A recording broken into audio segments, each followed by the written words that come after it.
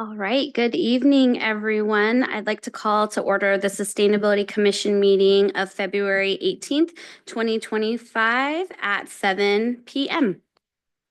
The city does not tolerate disruptive behavior in our meetings. Sunnyvale prides itself on the rich diversity of our residents. We are committed to creating a culture of belonging where members of our diverse community feel included, safe, and respected. This Sustainability Commission meeting is considered a limited public forum, which means the commission can regulate the time, place, and manner of speech. Speaker comments must be limited to the agenda item being considered by the commission for consent calendar or public hearing items. Speaker comments during oral communications must be limited to matters within the commission's authority, generally referred to as within the commission's subject matter jurisdiction. If a speaker's comments are not related to an agenda item, the presiding officer will rule the speaker out of order. A speaker will not be ruled out of order because of a disagreement with the content of their speech. Location and online meeting details are available on the Sustainability Commission agenda. Use the show caption button to view captions on Zoom. Comments on matters not on the agenda or presentation items must be submitted prior to the time I call for the item for oral communications. Comments on agenda items must be submitted prior to the time I close the public hearing on the agenda item. Speakers are requested to keep their comments to the time period set for public comments for the agenda item, which will be strictly enforced. Guidelines are posted on the city's website and on the Sustainability Commission's meeting agenda. So with that, please join me in the salute to the flag. I pledge allegiance to the flag of the United States of America and to the republic for which it stands, one nation, under God, indivisible, with liberty and justice for all. Thank you. With that, Ms. Raby, can we please have the roll call? Yes. So Commissioner Coons, Here. Commissioner Pistone, Here. Commissioner Makwana is absent, Vice Chair Nabhan. Here. Here. Thank you. Commissioner Jansen is absent, Commissioner Pronto. Here. And Chair Beach. Here. Okay, great. 5 in attendance and 2 absent. We have a quorum. Thank you. Thank you. And I would also like to ask that the records show that Commissioner Jansen and Makwana did let me know in advance that they would be unable to attend tonight's meeting. So I'd like to ask that those absences be excused. Yes, thank you. Thank you. Okay, so part of our next agenda item is oral communication. So this is now the public's opportunity to address the commission on topics not listed on tonight's agenda and presentation items. This section is limited to 15 minutes and may be extended or continued after the public hearing's general business section of the meeting. Individuals may only speak once during oral communications. This Sustainability Commission meeting is a limited public forum, and the commission can regulate the time, place, and manner of speech. Speaker comments during oral communications must be limited to matters within the commission's authority, which is known as the commission's subject matter jurisdiction. If a speaker's comments are outside the commission's subject matter jurisdiction, the presiding officer will rule the speaker out of order. This allows the commission to conduct its business in a reasonably efficient manner and protect the rights of the other speakers. A speaker will not be ruled out of order because of a disagreement with the content of their speech. Please submit a speaker card to Ms. Raby, raise your digital hand now, or dial *9 on a telephone to indicate that you wish to speak. I will call on members of the public participating in person first, followed by remote participants. Speakers will have 3 minutes to speak. Does anyone wish to speak under oral communications before we hear from remote speakers? There are no members of the public in person wishing to speak. Thank you, Ms. Raby. And do we have any remote participants wishing to speak on oral communications? No, we do not have any speakers online wishing to address the commission. Okay, then I will go ahead and close oral communications. Okay. All right, so moving forward, the first item on our agenda is item 25-0341, which is an annual update from Silicon Valley Clean Energy staff on their programs. Thank you, Ms. Raby, for pulling up the presentation. And with that, I'd like to hand it over to Ms. Nupur to give the presentation on behalf of SVCE. Welcome. Thank you. Good evening, Commissioners. My name is Nupur Harmath. I'm the Manager of Decarbonization Programs at Silicon Valley Clean Energy. Really happy to be here tonight presenting to this commission as we do every year. And thank you for this opportunity. So next slide, please. Tonight, I'm going to start with a little bit of an introduction and mainly focus on the policy support and decarbonization programs that SVC offers, as well as talk a little bit about what we've learned and where we're going next. Next slide. So just a quick reminder for those of you who may be unfamiliar, Silicon Valley Clean Energy is a joint powers authority. We are your local community choice aggregation program. We serve 13 cities in Santa Clara County, as well as the county itself. Essentially all of the county except San Jose, Santa Clara, and the city of Palo Alto. The origin of our organization is at the city of Sunnyvale. We originally started as an idea that was proposed by this very commission in 2014. And here we are, operating 7 years later, thanks to all of you. We are providing clean electricity to nearly 96% of the residents and businesses within our service territory. And our focus is to provide carbon-free, reliable, and affordable electricity, as well as innovative programs to our residents and businesses.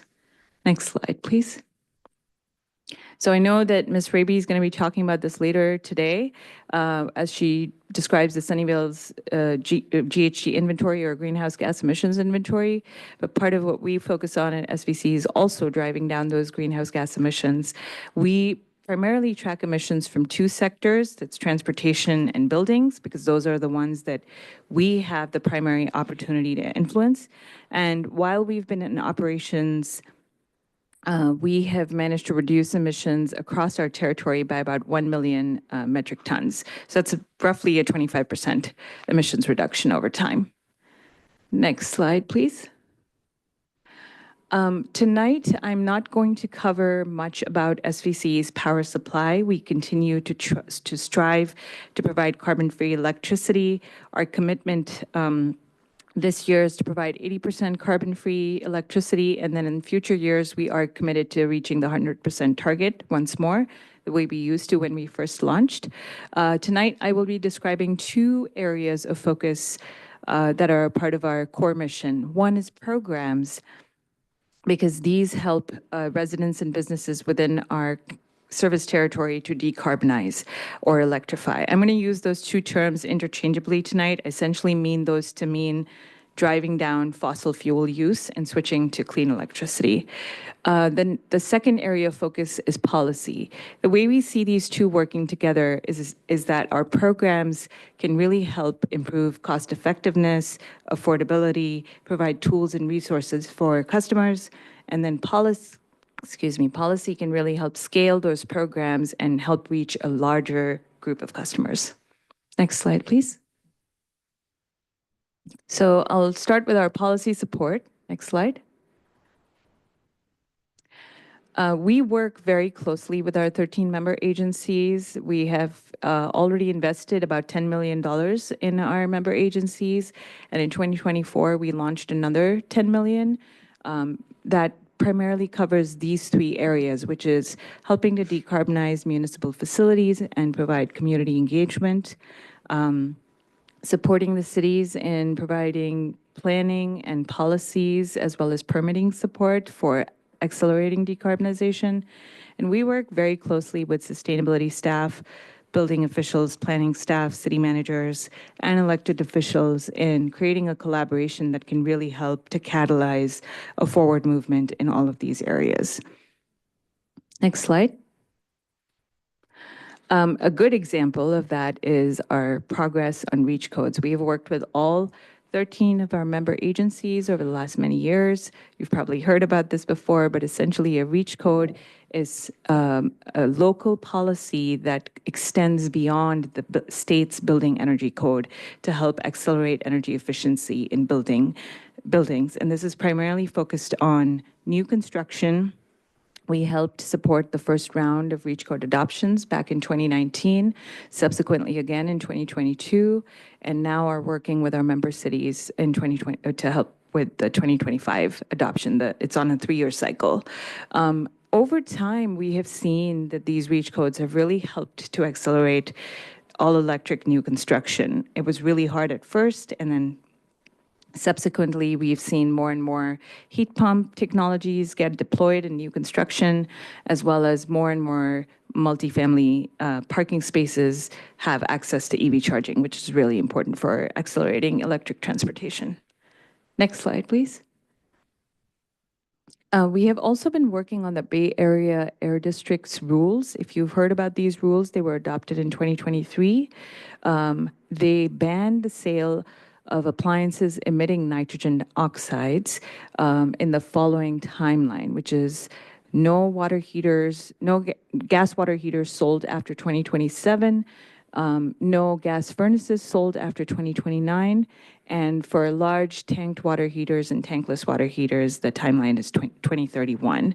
The Air District convened an implementation working group in 2024, and SVCE led the collaboration across several CCAs, and our CCA participation in that implementation working group. We were able to share several of the learnings from our programs, as well as some data with that group for the Air District's consideration. So the next step here is that the district is going to proceed with implementing per its timeline, but may have a few carve-outs that we supported because we believe that some carve-outs and exceptions may help with better compliance and acceptance of these rules when they go into effect in 2027. Next slide, please. But good local policies, we know, as we have seen in the REACH code example, are really important to help us getting to scale. And so this slide shows you how we have seen heat pump water heaters adoption change over time. In the first few years since we've been running our programs, we saw a few hundred water heaters. In 2024, we finally broke the 1,000 water heater mark. And in 2025 and 2026, we want to work with all of our cities to help adopt some local policies for existing buildings that can help us really grow the volume of water heaters that are deployed there in the middle. On the far right, you will see the big mountain of water heaters that we need to climb as we get to the Air District's rule implementation. So we really, really need to get to that multiplicity that you're seeing on the far right here. In Sunnyvale alone, we're estimating that there could be as many as 3,700 more permits that are pulled every year for electrifying from gas to heat pump water heaters. And we anticipate that the city will need faster permitting processes in order to support that deployment of heat pump water heaters. So we're working with Sunnyvale and several of our agencies to support that. Next slide. So a key part of that support was that in 2024, we worked with all 13 cities to adopt a city-specific existing building action plan. Every city's action plan consists anywhere between 6 and 12 actions, and those are in 3 categories. Some actions are more foundational. They focus on education and building awareness. Some of them are advancing, where they are where some cities are looking at adopting policies that support alignment with the Air District's rules. And then some are leading actions that really move towards replacement or electrification at the time of remodel. And we have worked with Sunnyvale City staff as well in this realm. And that action plan was finalized at the end of 2024. It pretty much reflects what was adopted in the city's climate action playbook in June of last year. So it largely reflects those actions, and we will be supporting the city by providing resources to implement those. Next slide, please. So as we jump a little bit deeper into the programs, you'll start to maybe see why we're not quite at scale yet and how some of what we're learning through our programs is really valuable for helping us to get to that scale eventually. Next slide, please. Currently, SVC has about 35 programs that are either already active or in the planning phase. That's $130 million that we have committed to customer programs, and $34 million of that is explicitly carved out for income qualified customers. We had 6 program launches that happened just in 2024.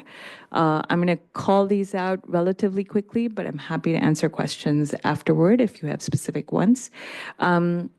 We launched our multifamily retrofits program, which focuses on electrifying affordable housing specifically. We also have our full service home upgrades program, where we are providing contractors that customers can hire. And we have transparent pricing that's on our website for standard replacements, such as upgrading to a water heater or an HVAC.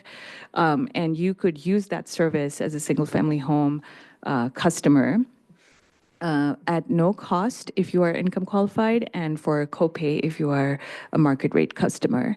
We also include within that program an emergency water heater replacement service, which restores water heater to your home within 48 hours in case of a failure.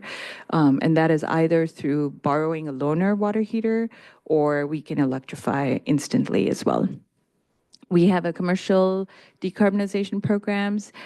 For those of you who may not be aware, 65% of our electricity load is from our commercial customers. And so we are working with businesses within Sunnyvale and other member cities to help those customers address their operations and reduce emissions. We have an online resource center that we recently relaunched. It's called eHub 2.0, and it offers a marketplace where you can buy electric appliances, an EV choosing tool, a solar plus battery planning tool, and other features. We have an EV rebate program that just went live in the fall of last year that offers $2,000 in EV rebates for buying or leasing either a used or a new electric vehicle. And most recently, we've been working on our innovation on-ramp program that supports new technologies or pilots. And for this particular round, we are focused on identifying solutions that can be more comparable for multifamily residents when they're charging their electric vehicles. So we want to get the price of EV charging at a multifamily property almost equivalent to charging your vehicle at a single family home. Next slide, please. We also have additional single family home programs. Some of these I've already talked about, but a few others are our Go Electric Advisor, which provides a hotline or a web chat where customers can call in and ask anything they want about electrification. We have our longstanding rebate program called Home Rebates, where we've offered rebates for heat pumps for about 4 years now. And then we have an ELEC rate, which is an electric preferred rate where customers can get more savings for using electric appliances during off-peak hours. It helps a lot if you're in a fully or partially electric home. We have a grid shift EV charging app that helps you charge your vehicle during times when electricity is either cheapest or cleanest, thereby reducing emissions. Next slide, please. We also have some programs that are applicable to both multifamily buildings and businesses. There's the business rebates program that's very similar to our home rebates. We also have technical assistance for electric vehicle charging, so we can actually provide you with a consultant if you're a multifamily property or a business and you want to figure out how to put in EV charging on site. You can go through this program. It provides you with engineering drawings, and then we also provide rebates to help you install EV chargers. Next slide.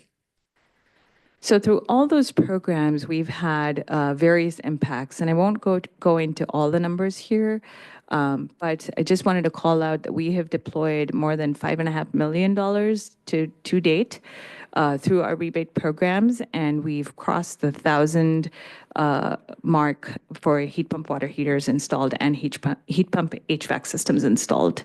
We also have 4,200 customers on an all-electric rate with a substantial increase that we saw in that number in 2024. Next slide.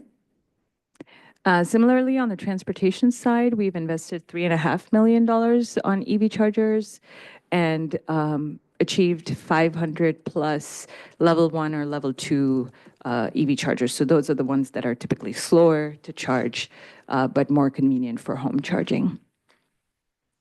Next slide. The next two slides are actually focused on Sunnyvale specific impacts. I know this was of interest to the commission, obviously, but I'm not going to go through those numbers. Hopefully you have had a chance to look at them, and I'm happy to answer anything you want during the Q&A. So you can skip over to slide 20. And so what I will talk about now is some of the big lessons that we have learned in the time that we have been implementing our programs. Like I mentioned, we know that we don't have the funding to get to scale. We know we can't help every resident or business in our county electrify, but we know that some of this, when shared broadly with utilities, other CCAs, and the state, can really help unlock future funding dollars and hopefully get to the scale that we're trying to accomplish here. Next slide. So one of the key things that we have been observing is that heat pump HVAC systems are very popular, which is very interesting because the rebate that we are providing for heat pump HVAC is about $2,500. The typical cost of an HVAC system is anywhere between $15,000 and $25,000 for a single family home. So our rebate is not a very significant portion of the total cost, and yet we have seen more customers applying for that rebate compared to the water heater rebate. I think this may be largely because customers are realizing that when they put in a heat pump, they're getting a 2-for-1 deal because a heat pump can both heat and cool your home. So if you don't already have air conditioning, it's a great opportunity to replace your gas furnace with a heat pump and have both heating and cooling. We're also seeing more customers pre-wiring. So you'll see there's maybe a little over 500 pre-wired circuits that we have provided rebates for, which is exciting. So that means when customers are getting their water heater or HVAC system, they're also getting other circuits wired for future electrification. So we're starting to see more customers thinking about those future uses of maybe I need an EV charger, maybe I need an induction cooktop in the future, but I'm not ready to buy the appliance yet. But why not go ahead and pre-wire and take advantage of that rebate? And this kind of perspective and attitude is particularly beneficial for supporting the air districts rule, because if you pre-wire your circuit out to where your water heater, your gas water heater is, when there is a ban, it'll be super easy to put in a heat pump water heater instead of a gas one. Next slide. Panel upsizing is one of the things that we had seen a lot of in the earlier years when we were installing our water heaters through our rebate program. Can you click once more, please? Thank you. So on this graph, you'll see on the y-axis, it's the percent of customers that were getting upsized panels. And what I mean by that is going from 100 amp or maybe even 150 amp panel up to a 200 amp panel. Because the belief at the time was that you needed the bigger panel capacity in order to electrify multiple uses within your home. What we know now from more and more data that we've collected over time is that most customers can in fact electrify within a 100 amp panel because they're not using all of those electrical appliances at a coincident time. And so that means you could operate multiple appliances as long as they're staggered, or you could even use load management devices that ensure that electricity is routed to one appliance over another. And there are other tactics to do this. And we're also hearing this from more and more contractors that they walk into a customer's home, they're able to put in a new appliance without having to change the circuit. So over time, we've seen that less than 20% of our customers could in fact electrify within 100 amps. And if we kind of extrapolate that based on, how many customers we think have 100 amp panels, not upgrading those panels could save us $750 million across our service territory. Next slide, please. We're hearing from contractors that they're able to do these electrical upgrades really quickly. For gas to heat pump water heater, we used to think it was several days because you needed a new electrical circuit. Contractors are telling us they can do this in less than a day. For a gas-to-gas replacement, it's usually maybe 2 to 4 hours. For a heat pump water heater, it's still twice as much, but it's still less than a day. So your hot water access is back the same day. For gas to heat pump, it's less than, heat pump HVAC, it's about 3 days. Just really depends on whether you need new ductwork or not. Next slide. And we're finding that electrification, based on some initial studies that we've done of customers who are fully electrified or partially electrified, is actually saving those customers some money on their bills. So for customers who are on that electric preferred rate that I mentioned a few slides ago, we're finding that they can save about $32 a month. And then some customers who had gone through our early heat pump water heater upgrade program were saving about $30 a year. So we are starting to see some of those. It really varies by customer, and so we do need a larger sample size to run this analysis. Next slide. We are also on the electric vehicle side finding that low power solutions like level 1 or level 2 outlets and level 2 ports, which are slightly higher capacity, are really viable. They're cheaper to put in, and they can provide you up to 50 miles of charge overnight. Most customers in our service territory are driving less than 50 miles a day, and so that is sufficient for most customers. Of course, the bigger problem here is making sure those level 1, level 2 outlets are available for multifamily residents as well. Next slide. And the last kind of lesson that I'm going to highlight today is that access to home charging really, really is important to our customers. So you can see from, again, a relatively small number of customers, about 171 here, we found that most of them said, I have to have access to charging or I wouldn't live somewhere without charging. If I own an electric vehicle. And so that becomes really important for us to pay attention to, and really citing those charging options at multifamily properties still continues to be SVC's focus. Next slide. So what's coming up next on the horizon? Next slide.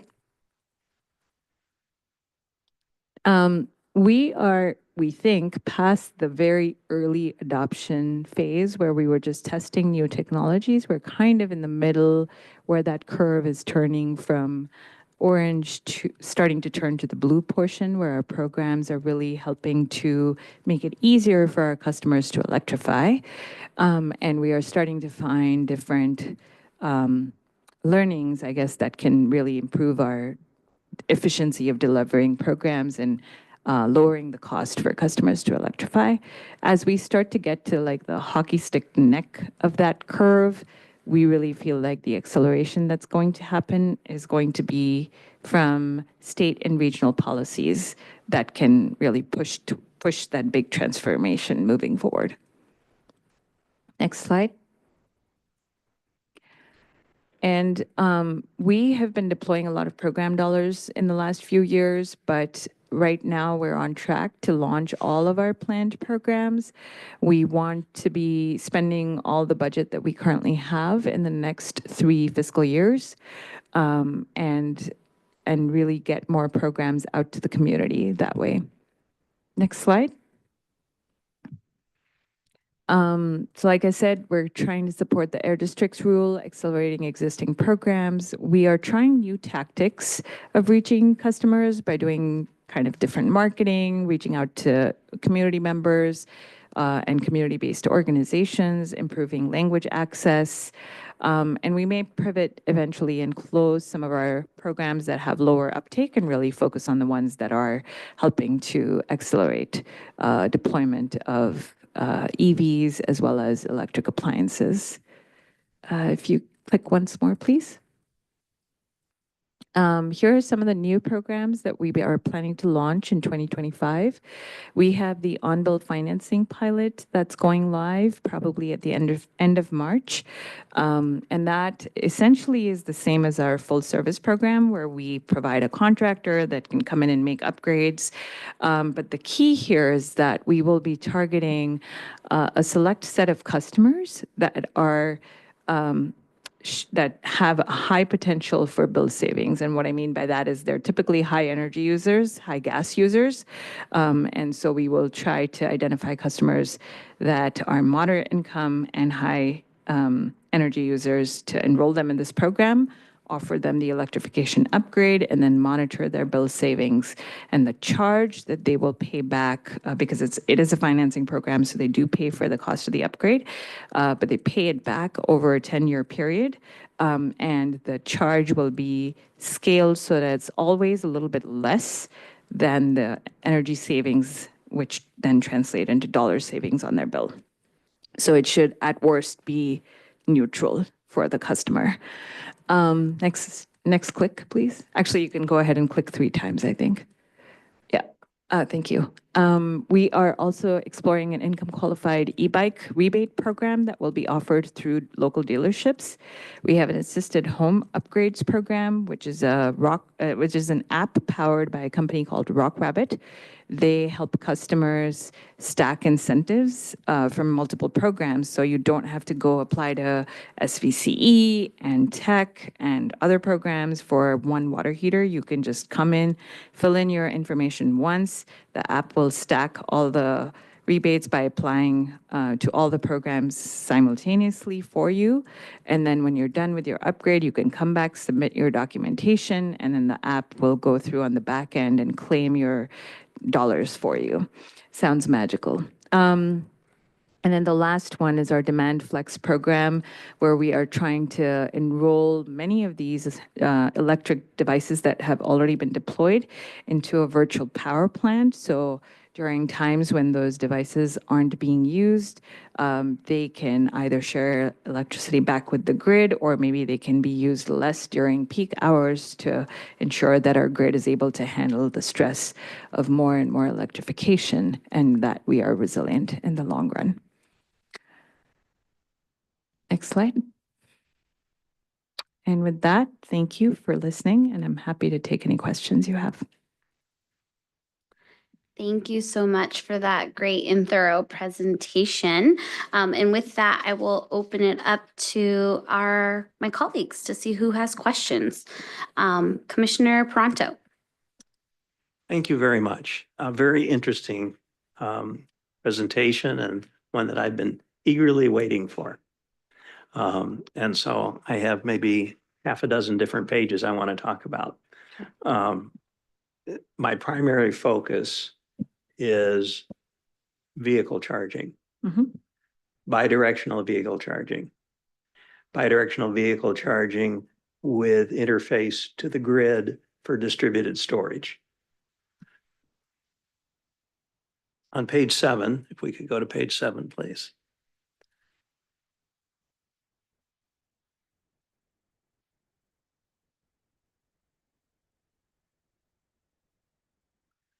So here you talk about policy. And Sunnyvale now is an opportunity to work with you to develop some new policies, which I'm told, correct me if I'm wrong, you currently do not have. And that is for the bidirectional charging permitting, particularly when it's interfacing to the grid for distributed storage. And so because you're providing policy to the 13, I think it's 13 different entities, we are all looking to you for a consistent way to handle this emerging opportunity to actually have distributed storage and to use the electric vehicles as the storage mechanism. And so very interested in developing this policy. I'd like to know if you could tell me how far along you are in this area. So specifically, a policy for bidirectional EV charging needs to come from the state. So the CPUC needs to allow, it's all going to be regulated. And so we are at this time following what the state's directive is. And right now for EVs that are charged at home, I believe you are not allowed to connect directly to the grid and share power back to the grid. Vehicle to home is a little bit closer than vehicle to grid is, and at the residential scale. And so SVC is continuing to track the regulatory deployment of that, but we have not worked with the cities on local policy within the county for that. But I don't think we can until we know what the So state explain what directive these is. REACH codes are. What's this REACH you were talking about? REACH, what The does that REACH do? Yeah, the REACH codes are for building electrification. But what does REACH mean? I understood in your Yeah, presentation. to go beyond the state. To go beyond the state. Yeah, Yes. absolutely. So there's an So, opportunity yeah. to go beyond the state. And there is an opportunity, there could be something that could be explored in that direction, but that is not the focus of what we have done to date. I could take it back as a comment to my I colleagues would that work appreciate on that. that, because I'm involved with the California Energy Commission Mhm. program for distributed storage. So, Which is a pilot, right? At Is a this pilot. time? and it's doing exactly what I just described. Mhm. And so I'm actually involved in that, That's great. and I'm expecting to install that here in Sunnyvale. And I'm going to be going to get a permit to do that. And I'd be glad to work with you on doing some type of a prototype permit, if that would be helpful. Okay, thank you for that. Okay. On page 14, please.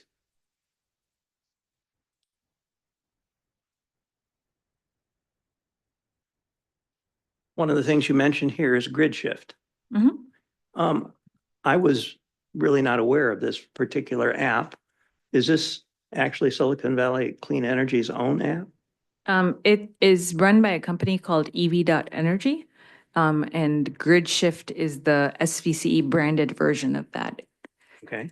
Do you know if they're working on managing vehicle charging bidirectionally?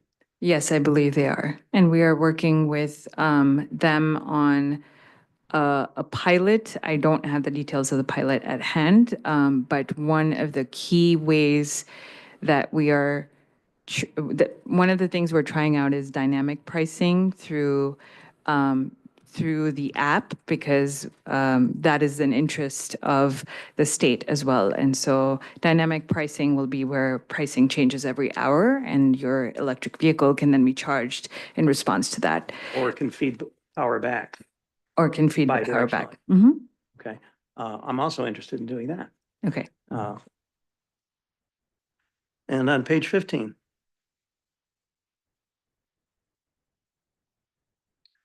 In here, you mention EV charging technical assistance, and that you would put me in touch with somebody who was knowledgeable about EV charging. For a multifamily property or a business, Very good. not single family home. Yeah. Okay. As long as we're talking multifamily.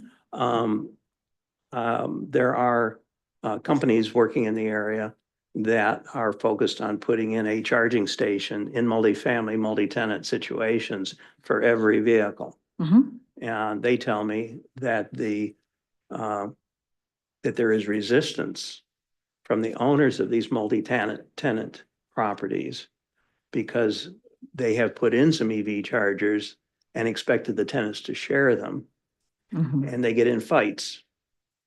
Somebody plugs in and doesn't unplug, and somebody else can't charge because they're not very easily sharing these. And so this other approach puts in a charging station at every single parking space and then manages the charging so that it doesn't overload the grid interface. Yep. Are you aware of that approach? Yeah, and so one of the programs that I mentioned, I don't know which slide it was on, is called Innovation On-Ramp. And we, through that program, I can't share who the final selected vendors are just yet, but we have selected few vendors to run pilots for doing exactly that, which is to install a low-cost charging technology at every parking space. Very happy to hear But that. doing it in a way such that there are no overcharges or upcharges to the customer. Typically, a charging vendor would charge for the cost of electricity, plus their own fees, plus a usage fee, and things like that. And in this case, we're really trying to get parity between charging as well as the dedicated parking space that you were talking about. Very good. I think that'll make this move a lot more quickly Yes. when we use that kind of an approach. So I'm very glad to hear that. Let's see here. And Commissioner Pronto, I might ask that if you share one more question so we can get to other commissioners and then we can potentially come back if some of the questions that you had on your thoughts were also not asked yet too. Actually, I think we've actually covered the ones I'm most interested in. So I would be glad to give up the floor. Thank you. Great Thank you. questions. Other commissioners wish to ask SBCE more about their presentations.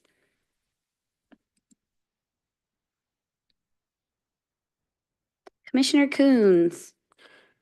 Thank you, Chair Veach, and thank you, Ms. Hiremath, for an informative and interesting presentation. Let's see, could we go to slide 9, please?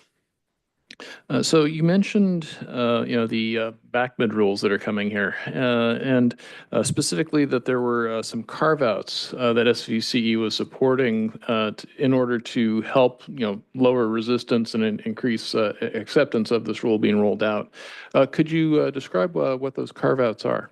Yeah, so I will say that some of those carve-outs are just recommendations from SVC and other CCAs. They are typically harder to electrify cases, and so that could be a situation where there just isn't enough panel capacity, but we already think that that is a problem that could be resolved, but there may be cases where a resident really doesn't have an option and really needs to upgrade a panel. They could be situations where there are delays in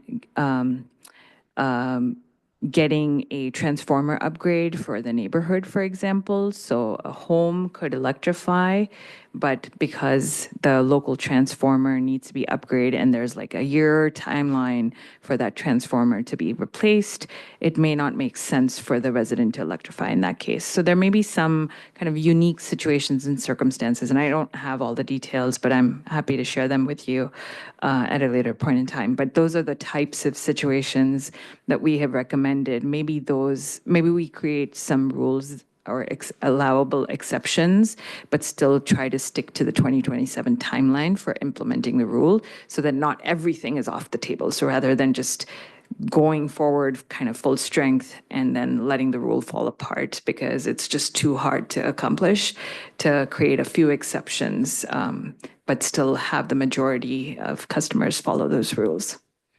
Sounds pragmatic. Mhm. All right, let's see. Next up, slide 10. I would like to hear a little bit more. There's in year 2025 and 2026, sort of these examples of city policies that we hope will help ramp up to eventually what's going to need to be supported. Once the full back mid rule rolls out. Can you describe? Well, this might be for you, or this might be for city staff. How much alignment is there between what SVC is advocating that cities do and what Sunnyvale has planned to do? Okay, I'll say there's very good alignment. I mean, city staff consulted us multiple times during the development of the climate action playbook, so we were kind of in lockstep with staff at the time as well. There are many things that are contemplated, as I understand, in the moves that are planned within the playbook for the next 3 years, such as, I believe, an electrification ordinance for residential and as well as commercial, maybe a little farther out. And those types of things could very well align with some of these policies. So there are also simpler things. So rather than a broader electrification ordinance, the city could also consider something smaller and much more simple, like requiring bidirectional heat pumps at the time of air conditioning replacement, which is really a no-brainer. And could save a customer costs in the long run. So there could be simpler policies as well, but I think there is very strong alignment between what Sunnyvale has in its playbook and the suite of policies that we shared with other cities as a menu that they could choose from. Thank you. That's heartening to hear. All right. And along similar lines, on the next slide, slide 11, so this was describing, the building action plan and the different actions that cities have, committed to take. You mentioned in high-level terms that Sunnyvale's actions, for this largely align with the climate action playbook. Could we hear just a little more details about what those actions are that Sunnyvale took or committed to take, rather? I think they are literally the moves from the CAP that are slated in, and that we said we would help to work towards the city. So two of those are the examples that I could think of. That building electrification ordinances were some of them. I can't remember, but if you give me a few minutes, I might be able to pull up the action plan and share a couple of those. So maybe we can come back to that question. Okay, sounds good. And that's all my questions. Thank you. While Nipur is looking at it, I could probably just give you a little bit of an idea. We are essentially doing all of those things. It's just a different time frame. Except I think I think we're even looking at the strategizing the end of flow piece. But they're all basically in the next 5 years. And it's in the game plan. The biggest moves that we're looking at in the next few years are bringing in ordinances that basically look at electrification for commercial. We've already done it for new buildings through reach codes. So we have to now, with reach codes being deemed unusable by the courts. So we are looking at other options to basically reach the same goal. We do have Cal Green standards and our city's own green incentives for buildings. So practically speaking, the only ones that are impacted by reach codes are ADUs. All the other types of buildings are already going for electrification because we give them so many other incentives in like density bonuses and stuff like that. That actually, it's a no-brainer for them to go with all electric buildings. So the piece that we are talking about in the future is electrifying existing buildings. We have one that's looking at commercial and the other one that's looking at residential. And that I think aligns with the requiring electrification readiness at remodel replacement piece. So stay tuned.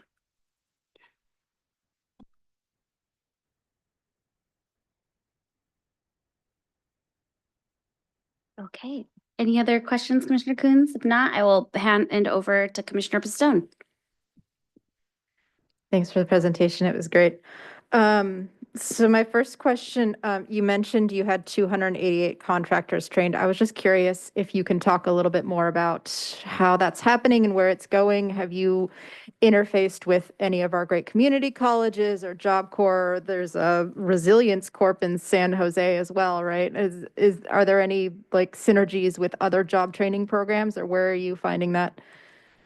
Yeah, thanks. Great question. So we've actually been running our contractor training program since 2021. It's an online program and it's 5 hours worth of online video tutorials. Our primary form of recruitment has been reaching out to contractors that have typically engaged with SVC's programs or who have approached us and we already have relationships with. The credit for that course is given to an individual contractor. So if it's a firm of 50 contractors, every person that goes through the program kind of gets the benefit of that program. And we are seeing more and more repeat individuals, I guess contractors come back from the same firm, right, who haven't gone through the training before. We have been doing more work to reach out to community colleges and build relationships with unions and kind of workforce more broadly across the service territory. And so definitely inviting them to participate in the contractor training program.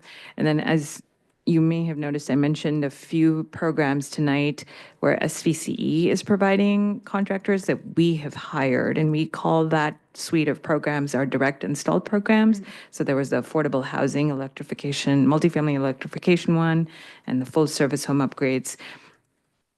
Through those programs, we are also getting an opportunity to build relationships with contractors that operate within our service territory. So there is an effort underway. Obviously, it takes time, right? Because we have to kind of gain their trust.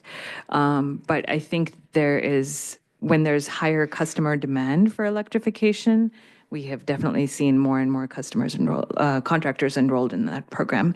The other last thing I'll add is that we are offering, for anybody who has finished the training program, a $500 bonus for every project that they complete, electrification project that they complete. And they can get up to 10 of those bonuses, so up to $5,000 a year from SVCE. And then the next year it would reset, so they are eligible for another $5,000. So the focus so far is people who are already working as contractors. Yeah. But yeah, I think it seems to me it would be really easy to get people when they're doing their training, when they're figuring out their careers and get, because I have heard anecdotally stories of people who want to do electrification and it's hard to find somebody who does it. So it was really good also to hear about the program you have where you can provide contractors and hook people up with people who can do that. Awesome. My next question, I'm really interested in multifamily stuff. I was wondering if you had a little bit more details about, in terms of the different heat pumps. Do you have a sense of how many of the upgrades are in multifamily? Are they mostly single family, or I guess both in terms of like as a percentage and as a total, how many multifamily are actually getting converted and out of what denominator, if that makes sense? Yeah, so across the service territory, we definitely have more single-family homes. We don't have that many multifamily programs at this time. So it is difficult to talk, kind of in the same way that I shared data about single-family programs. I don't have that data for multifamily yet. They're definitely harder because you are going to run into situations where you have individual heat pump water heaters or heat pump HVAC systems for every unit within a multifamily building versus centralized systems. And so through our multifamily program, retrofit program, which is right now only focused on affordable housing, we are really hoping to understand kind of the process and the type of technologies and the ease of deployment in different situations so that we get a little more experience with that effort and then can appropriately design maybe a future multifamily program that's more broadly applicable to other multifamily. Are there plans to like outreach to owners of multifamily in the future? Yeah, so our primary for multifamily, because our EV charging work on multifamily is much more robust than the building electrification work. Our primary means of reaching out has been by working with the owners. So we don't typically reach out to tenants. And as a tenant, they don't listen to us anyway. We have tried that route too, where we're asking tenants to advocate to their property manager. I've tried. Yeah. But yeah, we mostly work with the property owners. And then regarding the EV incentives, it's great to have charging in multifamily, but also I don't know that you necessarily need it. So I was wondering if you've explored other incentives, like, for example, when we bought our car, it came with 2 years of EA charging because Volkswagen, it was part of the Volkswagen settlement, but it came with like 2 years of free charging at one particular network. Have you explored alternative ways to get multifamily charging capabilities? And then the other thing regarding people fighting over chargers, just have a idle fee at the end, right? If your car isn't charging, but it's still parked there, then you just charge a fee that makes them incentivize them to move it. Yeah. Yeah, I could totally see there being other ways to get access for multifamily residents. We did do a program where we deployed DC fast charging at 5 sites, and we required that those sites were within a half-mile radius of high-density multifamily. And so those 5 sites did move forward and have EV chargers today. We did that in the last year. But I think SVC territory is pretty diverse. The density that we see up here in Sunnyvale and Mountain View and maybe even parts of Cupertino is very different from South County, what we see in Gilroy and Morgan Hill. And there are definitely multifamily residents who would not be able to walk to a public charger. So having that option to charge on site at home is super critical. If it's a fast charger, then you have it next to the grocery store and it's great. But yeah, they're different. It's you got to do a bunch of different things. Then my final comment was just, you mentioned virtual power plants. I don't know, it sounded like it was in the early stages, but I don't know much about them, but I think they're pretty cool. And that probably goes into Commissioner Paranto's comments about bidirectional charging as well. But in a future presentation, I'd like to hear more about that. Thanks. Thank you. Thank you. Other commissioners have any comments, questions? Commissioner Pronto? Thank you. Just one little postscript on the water heaters for the multi-tenant.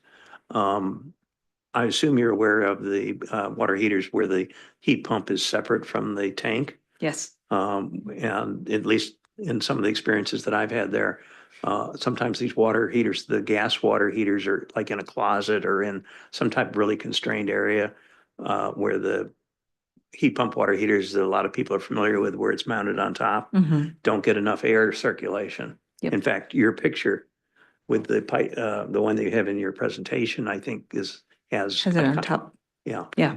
And that. So I just wanted to make sure that the one where they're separated, that seems like it would, for a retrofit situation, maybe be more suitable. Yeah. And the other option is also, I mean, these systems are very expensive right now, but there are systems out there that have a single heat pump that can power both your water heater and your HVAC, right? And so that's another great tool, but, prohibitively expensive at this point in time. So maybe as more of those are deployed over time, costs should come down.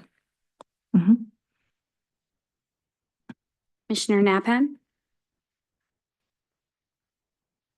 Thank you very much for the great presentation. I look forward to this every year, getting to hear about what we're doing. And I was one question about the rebates. And to me, it looked like most of the rebates are because of HVAC or the water heater.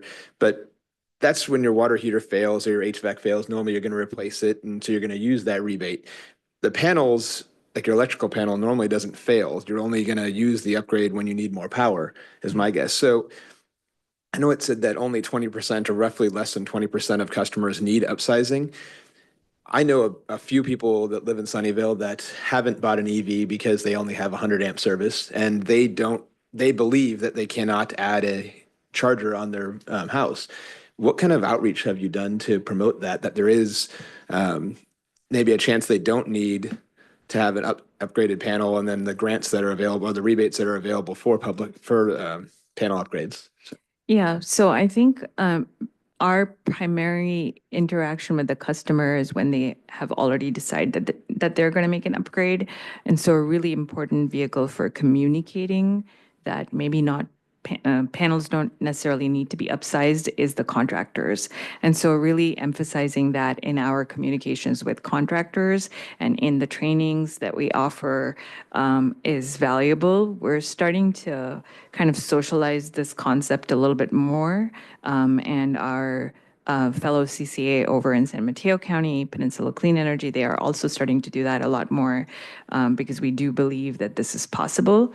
Again, not a one size fits all. So, customers are going to be out there who do need the added panel capacity for whatever reason. Okay, perfect. Yeah, I think that'd be great outreach that they, Yeah. I think it probably incentivize people to look into EVs, knowing that maybe they don't have to spend a lot of money to upgrade their panels. So, Yeah. excellent. And I have a question maybe for city staff. How many of the city buildings are fully electric? What percentage? I believe this is the only building that's fully electric. The Lakewood Library is going to be fully electric. The new Clean Water Center, which is the building that will replace the admin building and the lab and the maintenance facility at the plant, is also going to be fully electric. That's right now at 95% design. And Fire Station 5 will also be, which is currently in design, will also be fully electric. So we're getting there. Okay.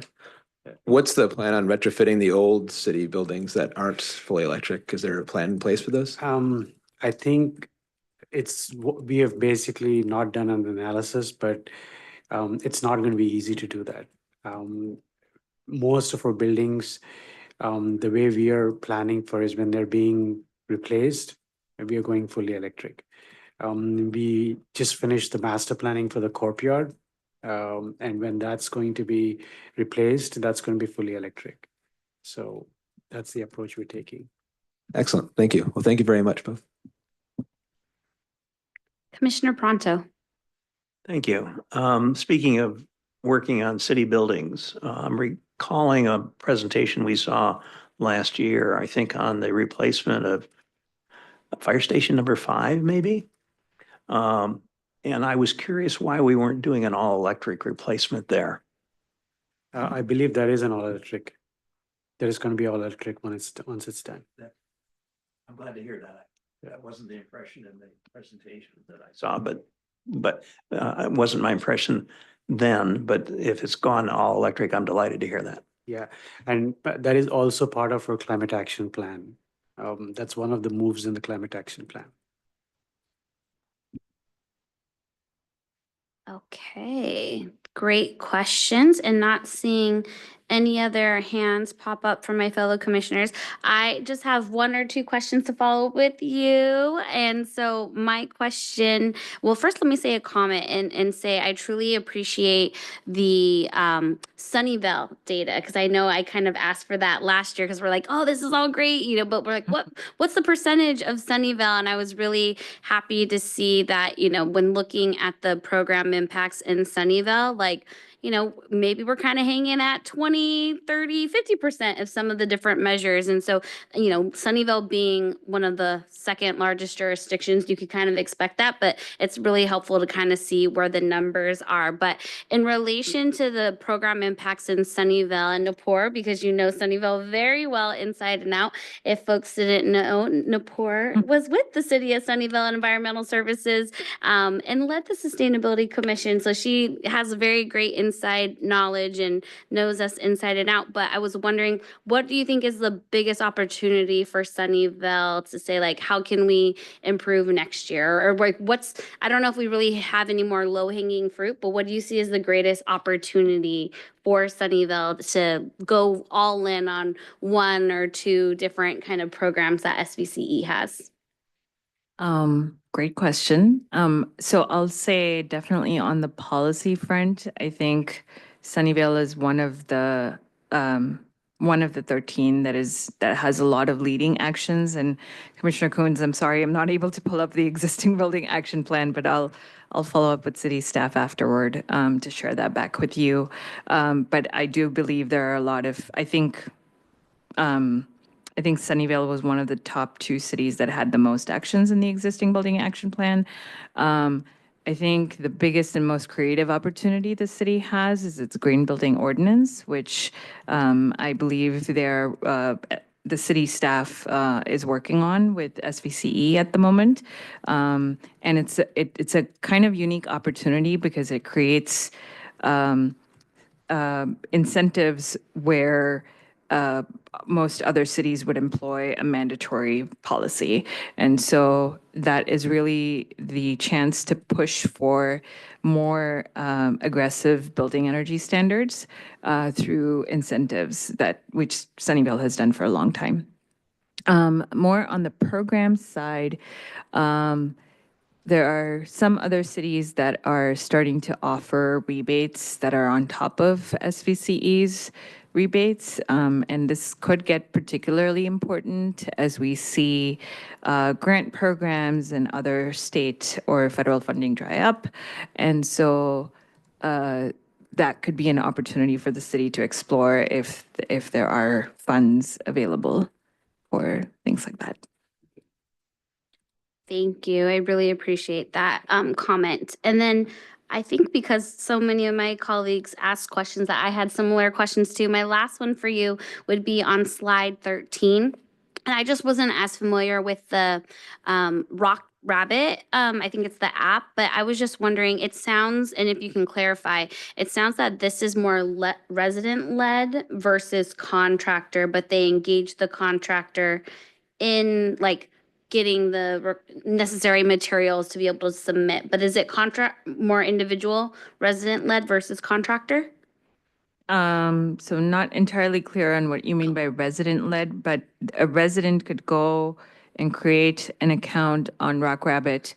We also, Rock Rabbit as a company will recruit contractors to enroll in this platform. So anybody customer that's using the app would be able to see other contractors that are enrolled in the platform. And we're typically focused on smaller contractors, more mom and pop type contractors that have some electrification experience. So you could leverage the contractors that are suggested to you through the app. Or you could do it outside of that as well. And so it has a kind of a dual purpose. It lets you stack the incentives and it also helps you connect with contractors. Awesome. Mhm. Thank you. Okay, that's all my questions. So with that, thank you again so much. As folks had said, we really appreciate hearing this annual presentation and appreciate you coming prepared and having such great information to share, as well as the Sunnyvale impact. So thank you, and we look forward to seeing you next year. Thank you. Thank you. All right. So moving along, we have up next is our study session item, which is a climate action playbook update, which aligns very nicely with our most recent presentation. So this will be the 2023 greenhouse gas inventory that will be given by Christina Raby, Environmental Engineering Coordinator. So with that, I will hand it over to you. Okay, thank you.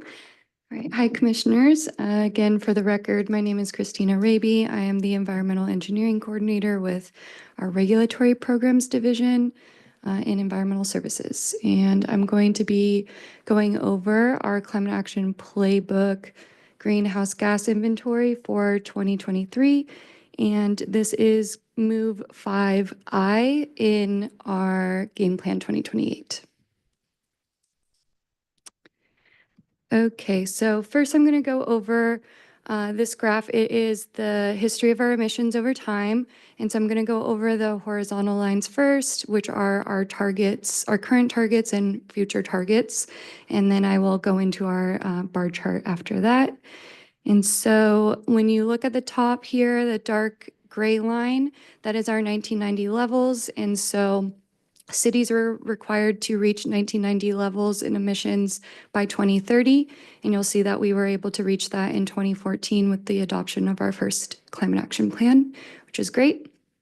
And then underneath that in the dark blue is the state's 2030 target for how much reduction cities should be reaching in emissions. So that target is to be 40% under 1990 levels by 2030. And then under that in light blue is our Sunnyvale 2030 target. So we decided to be a little bit more ambitious than the state because we knew that there was a long way to go before we got to our 2045 target of carbon neutrality. So our climate action playbook sets the 2030 goal at reducing emissions 56% below 1990 levels. And as I mentioned briefly right now, the red line is our state and Sunnyvale 2045 target. And in 2022, the state updated their carbon neutrality metric from 80% to 85% below 1990 levels.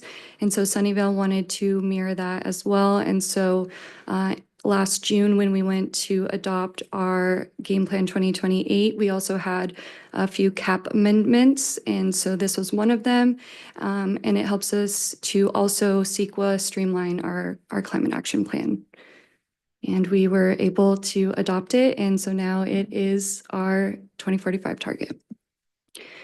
Okay, and so now I'm going to get into the bars. So I have the last 3 years highlighted, but I do want to go over 2020 just real quickly because I know there are some new folks here listening. So of course, as we know, in 2020, the pandemic happened and, we all were in a shelter-in-place order. So we were able to reach our the state's 2030 target actually in 2020 by, not driving and getting around as much as we used to. So that kind of really showed us where we need to focus more of our efforts, and which is great because Game Plan 2028 really does focus on building decarbonization as well as transportation decarbonization. And so as we expected over the last few years, with pandemic restrictions lifting, we did start to see a tick back up in emissions. And so as of 2023, we have reduced emissions 24% below 1990 levels. And this is about a 2% increase from 2022. And we will need to reduce emissions about 32% to reach our Sunnyvale 2030 target. So we do have a long ways to go. I am reporting on our 2023 emissions. So in Game Plan 2028, we'll cover part of 2024 emissions, and then we're hoping to see more of a decline once we start implementing our Game Plan moves. Okay, and so this is our emissions pie by sector, and this is a great graph because it just kind of shows exactly where our emissions are in the city. So transportation, as we all know, it's been, something we're constantly reporting on. It's nearly 50% of our emissions. Every year we're seeing this trend.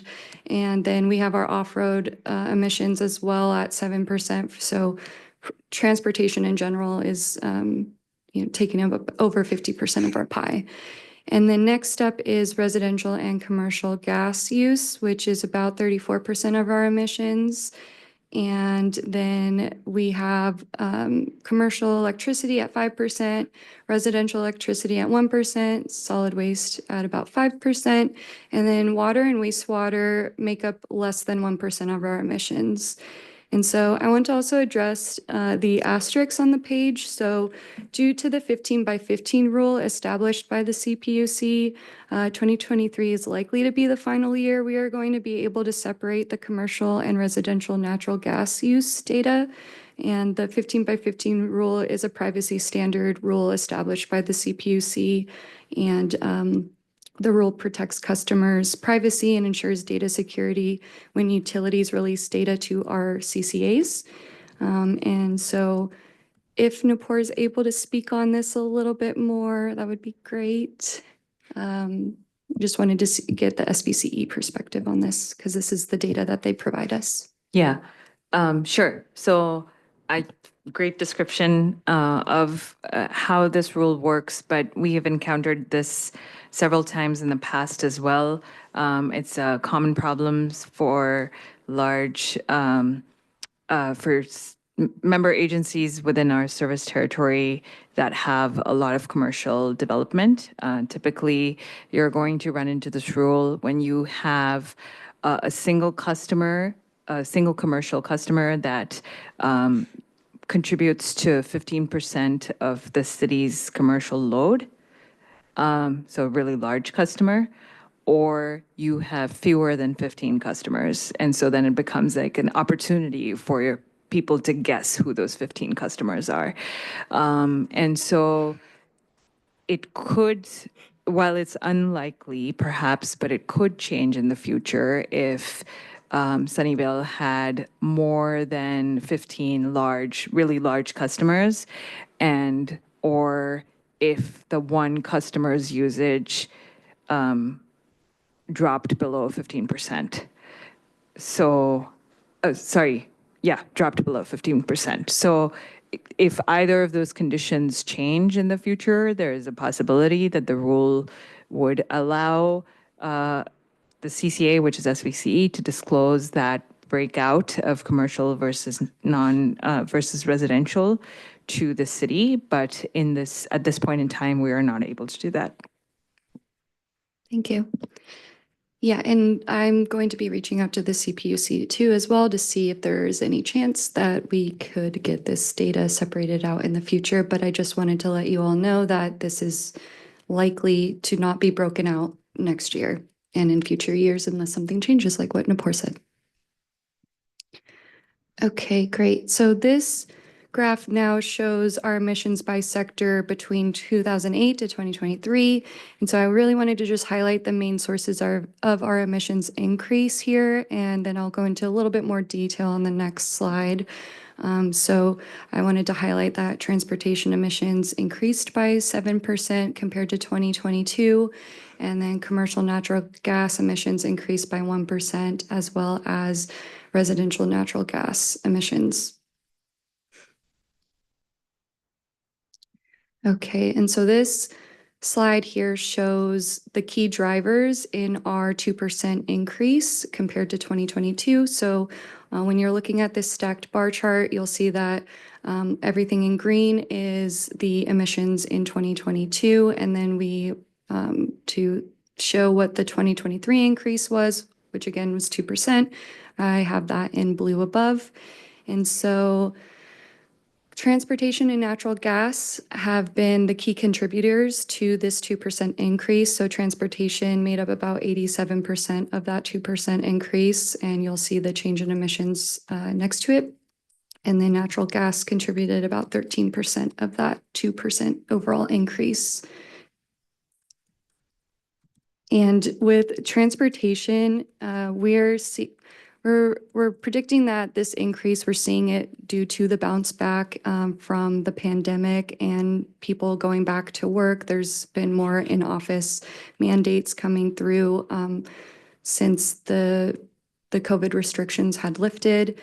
People are going back to school, and then for natural gas, we're predicting that there are more, back to work mandates. So that's also increasing the natural gas use in the commercial sector and through our large generators that are consuming our power through natural gas. Okay, so this is our transportation emissions trends. And so in the transportation sector, we've seen through the years that vehicle miles traveled, or VMT, have grown throughout each year. And it's because we calculate our VMT using Sunnyvale's transportation demand model, which takes into account demographics such as population growth and job growth. So as we see these increases in population and jobs, the model will ultimately show projections of us increasing our VMT as well. So we're continuing to work with staff and regional partners to work on a model that could be more representative of real-time VMT data, or at least more accurate data points that we can use here. But for now, we are still using our transportation demand model here in-house. And then even though VMT is continuously increasing, you will see in the emissions line that emissions are still staying relatively lower than our VMT data points here. So We're seeing that due to people purchasing EVs, hybrids, more fuel efficient vehicles. And so even though people are traveling more miles, cars are at least becoming more efficient. So that's promising for the emissions itself. And then now I wanted to also touch a bit on the brown box at the top of the slide. So once the COVID-19 pandemic happened in 2020, a lot changed with how we had to calculate VMTs since, we were using our model, which projects increases over time, but we knew that people weren't going out and about anymore. So we needed a new way to be able to track VMT. And so we worked with SVCE and other regional and local jurisdictions to figure out how to calculate VMTs during this time. And so the Metropolitan Transportation Commission, or MTC, did some calculations for SVCE, and they were able to supply a shelter-in-place % reduction for each city in SVCE's territory. And so the % reduction was based on MTC's assumptions on how COVID-19 impacted each city's VMT and by how much. So in Sunnyvale, in Sunnyvale, we took our factor provided by MTC and applied it to our VMT calculation that we use through the transportation demand model. And so this just helped. And then every year, SVCE provided us this MTC shelter-in-place factor. And so I wanted to just note up here that it was provided to us from 2020 to 2023. And when I applied 2023's shelter-in-place factor, there was about a 2% difference between the MTC factor and then just not even using it at all. So I'm predicting that next year we will not have a shelter-in-place factor, and we'll just be back to using our normal VMT model through our transportation demand model. Oh, sorry. Great. And so then I wanted to add our CAP metric 8 here, since we were just talking about transportation.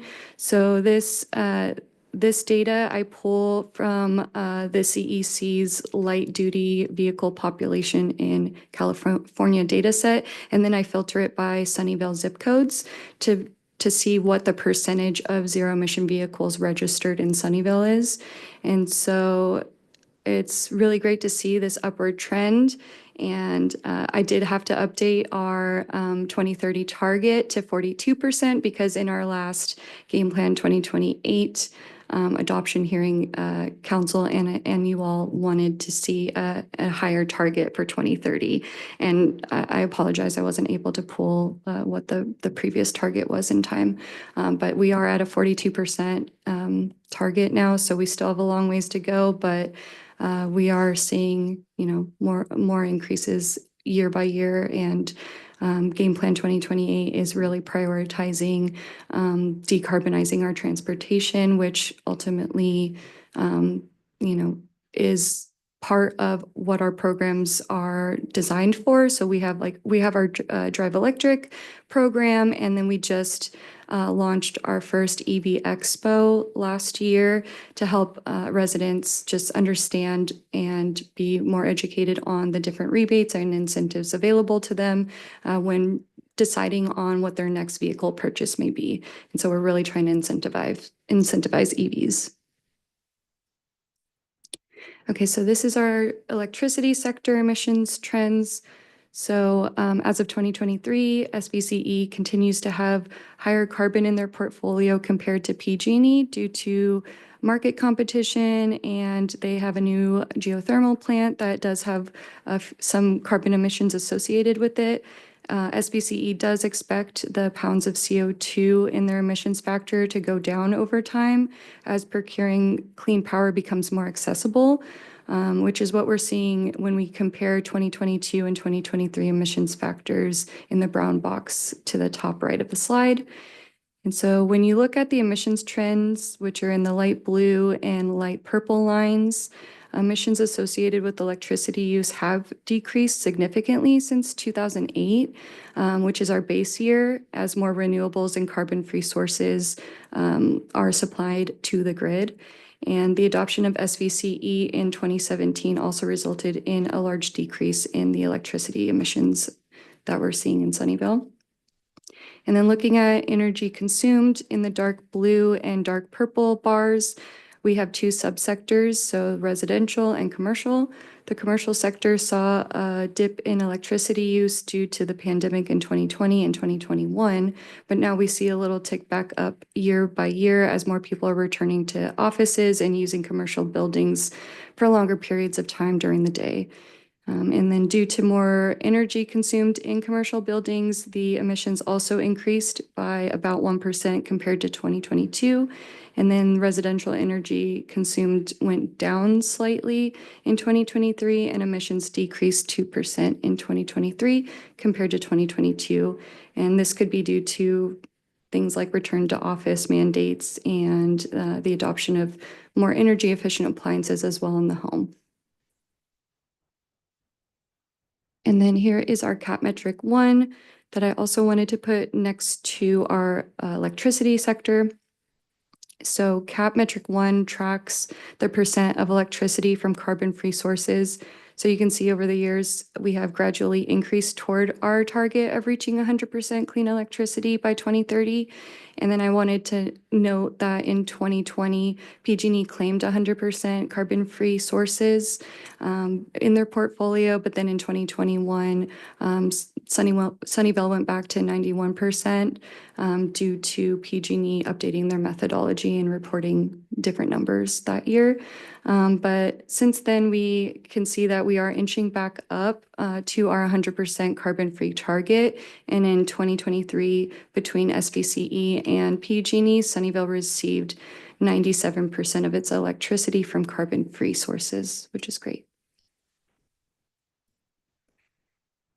And here is CAP metric 2. So this metric calculates the percent of potential electricity supplied by solar in Sunnyvale using the CPUC's California Distributed Generation Statistics data set. And so what we are doing here is we're calculating the size from that data set. What I do is I calculate the size of, I get the size of the systems in Sunnyvale, and then I am able to identify the total electricity supplied by solar systems in Sunnyvale. And so as of 2023, we actually reached our 2045 goal and have about 5.2% of our electricity being supplied by local solar in the city. And off-road emissions. So next I'll go into our off-road emissions, which the off-road transportation sector methodology did change in 2022, which I did provide that update last year on. And so the new methodology used, you'll see at the bottom right, is the MFAC off-road 2021 data set, which includes this methodology includes actually more vehicle categories that are more relevant to Sunnyvale, which you can see listed here in the table. And the previous vehicle categories with the old methodology, that it only would include 2 off-road categories, and those were lawn and garden and then construction and mining, which likely underestimated the greenhouse gas emissions associated with our community's use of off-road equipment. And so the off-road sector methodology was revised to provide a more representative assessment of greenhouse gas emissions from the off-road sector and equipment. And so this slide shows the off-road emissions by those vehicle types that I showed in the previous table. And the estimates are generated based on vehicle registration data from the DMV. And this information is then provided to CARB and used in their MFAC off-road 2021 model to pull the vehicle categories and associated fuel type registered to Sunnyvale. And between 2022 and 2023, we saw a 2% decrease in off-road emissions. So we can see that throughout the last few years using the new methodology, industrial equipment, which is in the dark blue portion of the box, contributes the most emissions in this sector. And then along with portable equipment in the green box and light commercial equipment in the dark purple.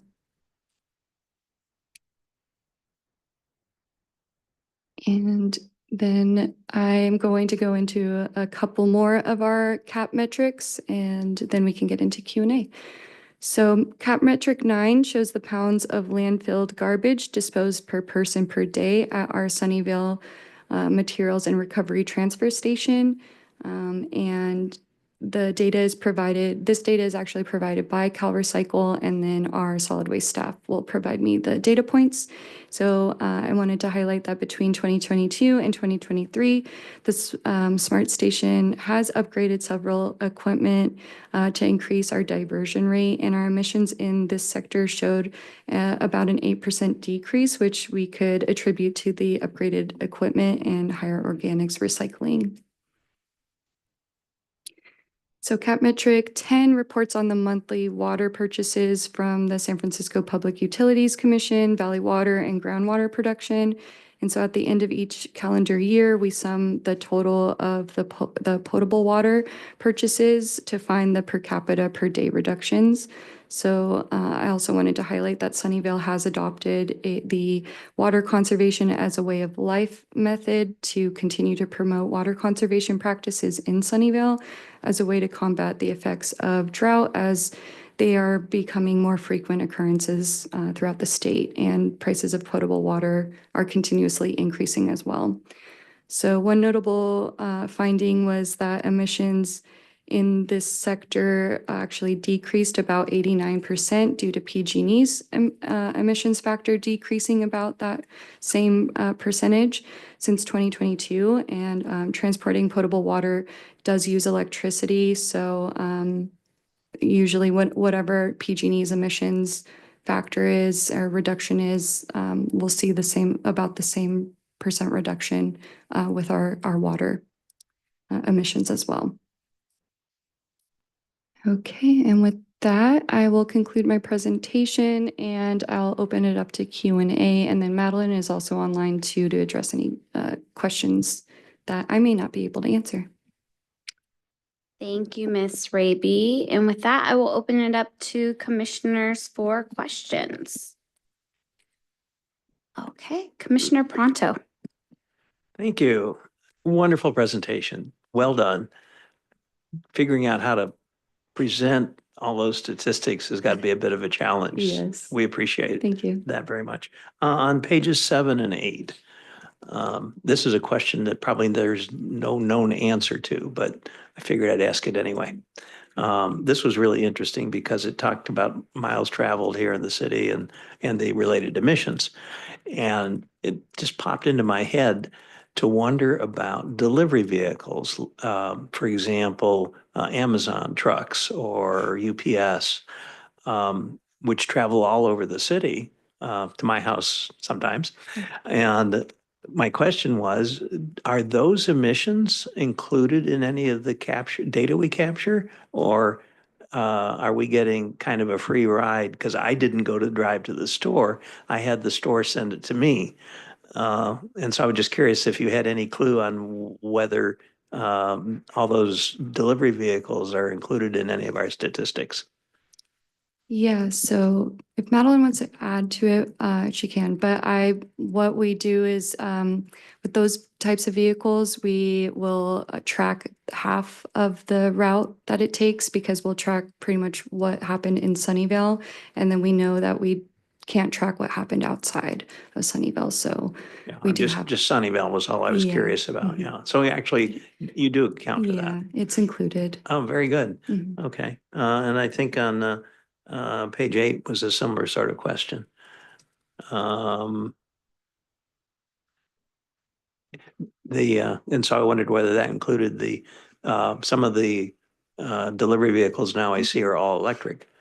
This one in particular, I don't pull a robust data set from, and this one is just whatever the zero emission vehicles are registered in Sunnyvale. Okay, So unless if they're that probably not. delivery vehicle was registered in Sunnyvale, then yeah, it would be captured. that's fine. So yeah. It's probably not material, but it was just a curiosity question. Yeah. Thank you. Mm. Page 9.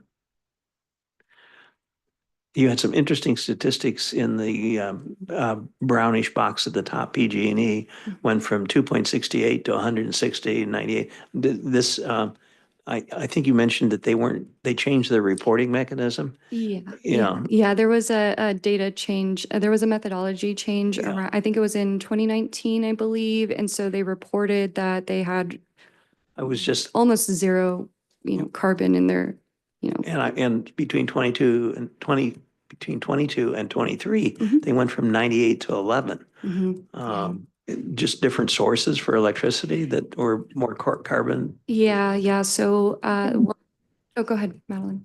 Jump in here. So I believe that the state allows for a different methodology, but it wasn't just PG&E specifically that changed their methodology. It was the state in general, and it basically allows PG&E to look more at what electricity they supplied, so what their demand was.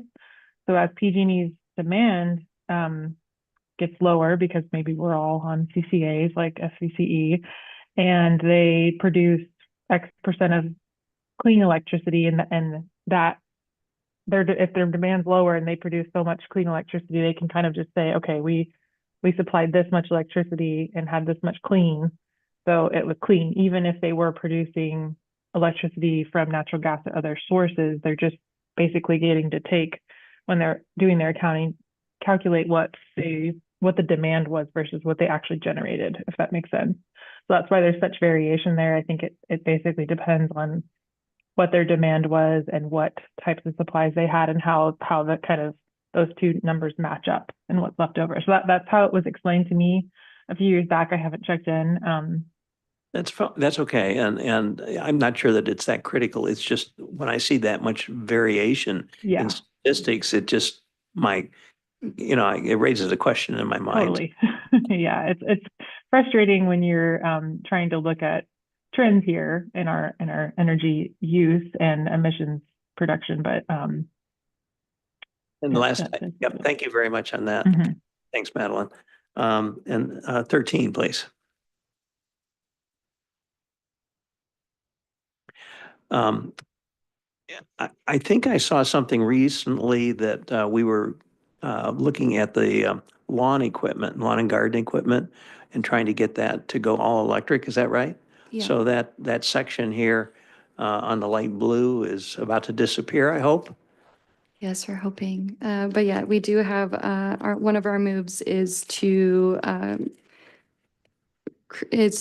implement an ordinance that would require the use of lawn and garden or like small off-road equipment, to be all electric. And so that is a move. It is the last move in strategy 3. So And when is that likely to be effective? yeah, let me check. I have it right here.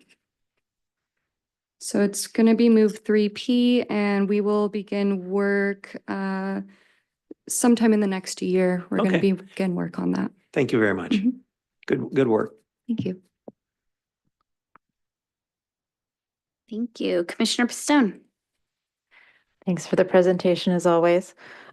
Since we're on this slide, I just wanted to clarify. So we're still only considering carbon dioxide, methane, and nitrogen dioxide. Those are the things? Yes. Okay, because like for the portable refrigeration, that also leaks other things that have high global warming potential, but that's probably beyond the scope of what we're doing. But we'll still have a warming potential, just we're not capturing it here. Yeah. Okay. We measure what we can, and we understand the parameters of what we're doing. Yeah. Yes. I would love to see that in a future thing, but I've said that before. So,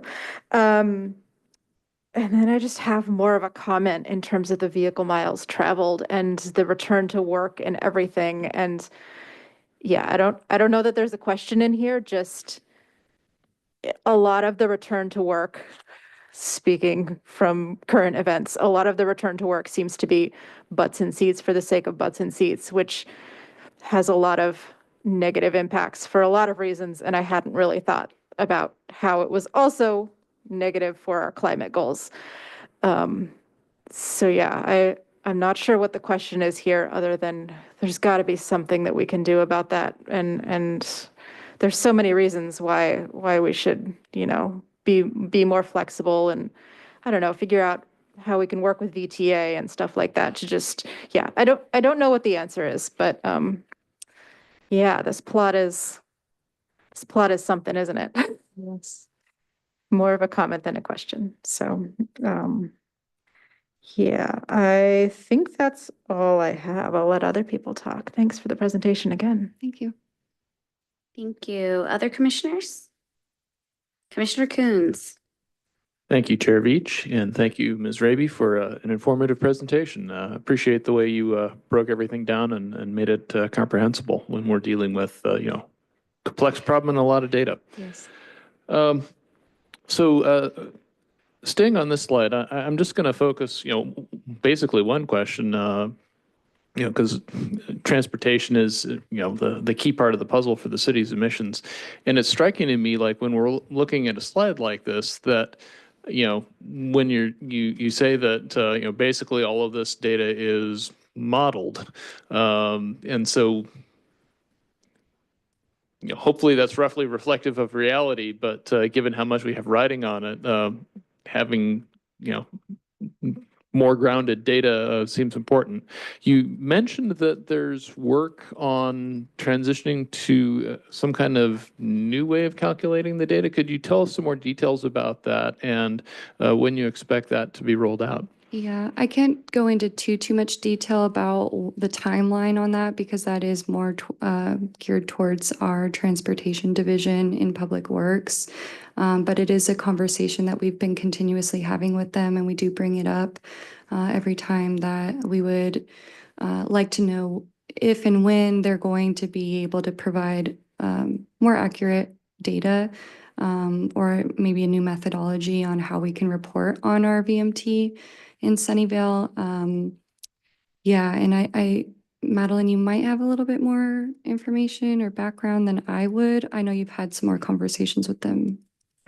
Yeah, so it's basically they're looking at a new model, and the model would take into account a lot more factors that are specific to Sunnyvale. They were updating the model, COVID happened, so there was just a big kind of pause and reassessment that happened.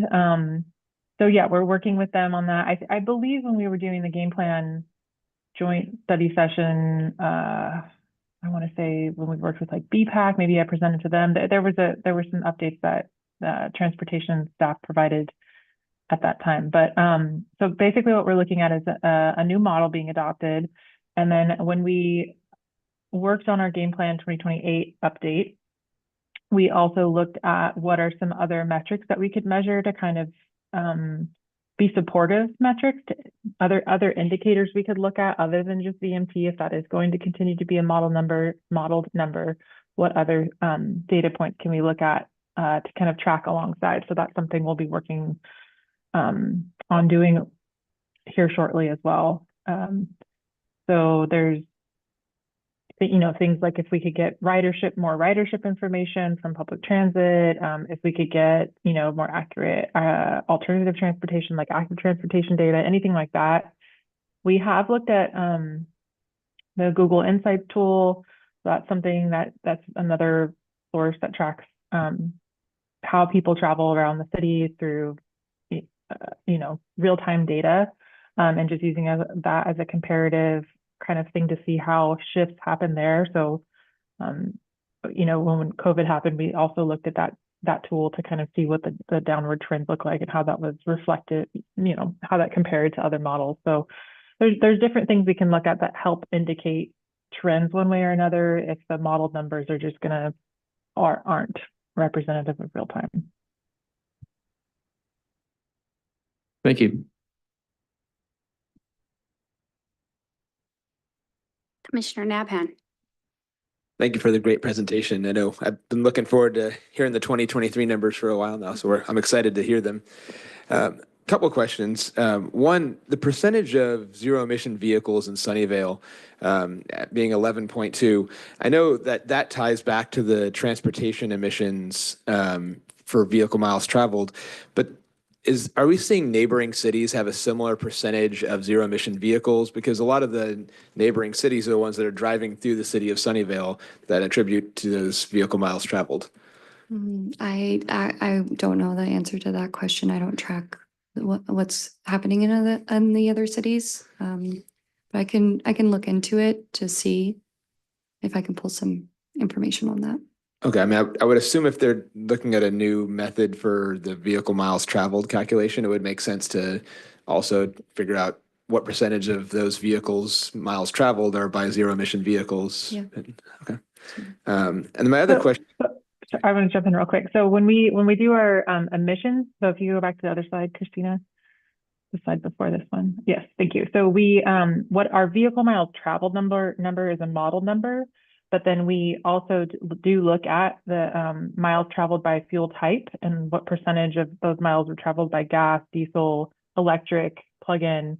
So those are, we look at all of that using the California Air Resource Board's MFAC model. So they have an MFAC model for off-road as well as on-road. And we do get the split in Santa Clara County of gas, diesel, and electric vehicles. So that's why even though our vehicle miles traveled continues to go up, and that's based on a Sunnyvale specific model, we do look at the percent split usage of fuel, as well as the fuel efficiency of those vehicles, and use that to calculate the emissions. So emissions factors from, gas, et cetera. So we've seen gas vehicles become more efficient over time, and we've also seen more miles driven with EVs. And so that's why our emissions, they were kind of flatlining. You can see in 2017, 18, 19, they were like, emissions weren't really moving up, even though VMT was. And then now where we're at in 2023, our miles traveled has gone up, but our emissions is again, a lot slower increase than the VMT. Perfect. Thanks, Madeline. That was very helpful. Yeah.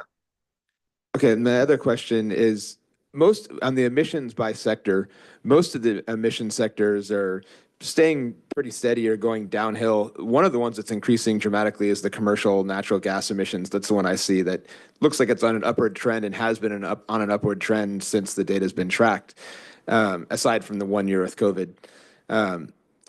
I know that we're trying to attract new businesses to come to Sunnyvale and trying to get the existing businesses to expand.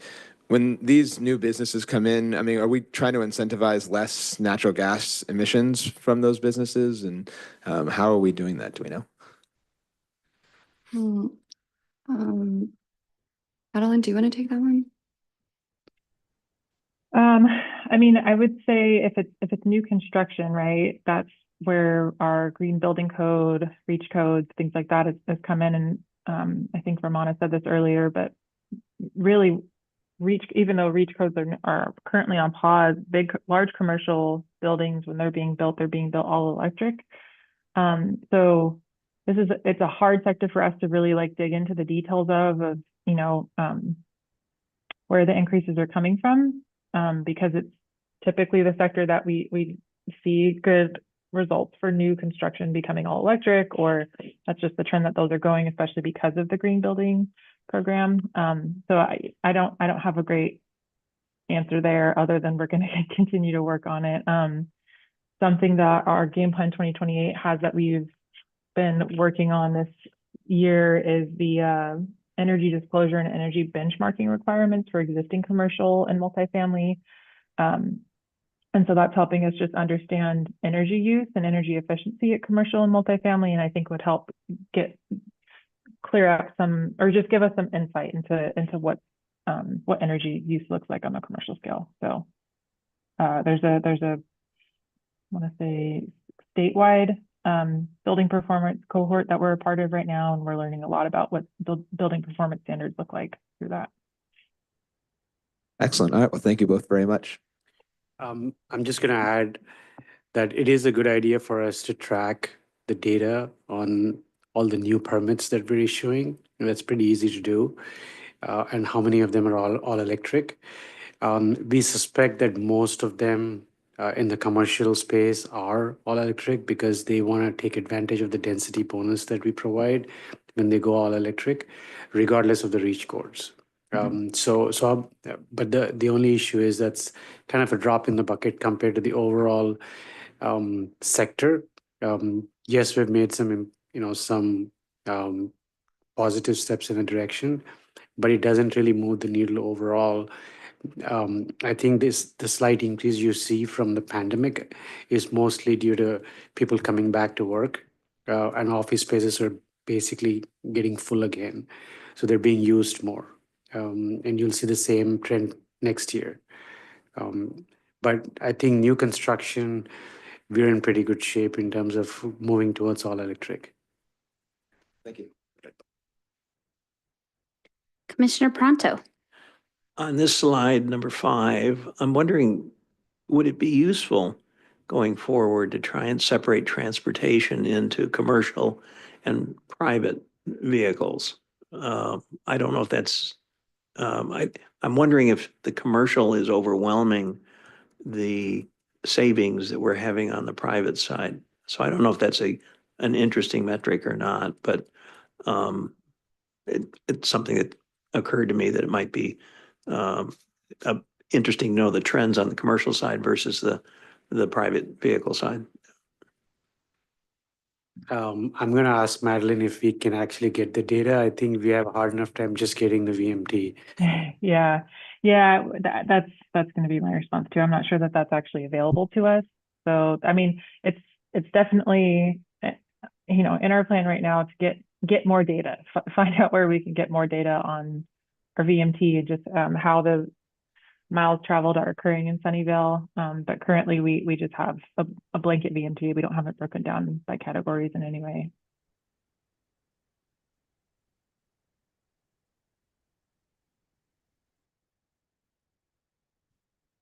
Not seeing any additional hands raised by my colleagues. I have, I think, just one or two questions. And so one of my questions is on slide 8. So if we could go to that slide, and I know a few colleagues have already talked, had some comments and questions around this slide. But because we still have Miss Napur here, and I was thinking and hearing about the EV rebate for income qualified households. Just kind of wondering, because we have a lofty goal of, what was it, 42% to get that EV vehicles by 2030, and what are we in, 6 years away? So I was just wondering, what are the other opportunities in addition to the many things that we're already doing, that you've kind of mentioned earlier, and now the new opportunity for the $2,000 rebate, do we see that avenue plus any other opportunities can help us get to that goal? Or what's going to be the thing to be able to help make increase? And I think we know anecdotally it'll be like, is EV charging available for residential and multifamily, single family, all of those kind of pieces. But let me leave that question it's multifaceted question there. Yeah, so we think the first obstacle to tackle is infrastructure. So as Nupur was saying, trying to figure out how to install more multifamily EV charging for our residents and customers.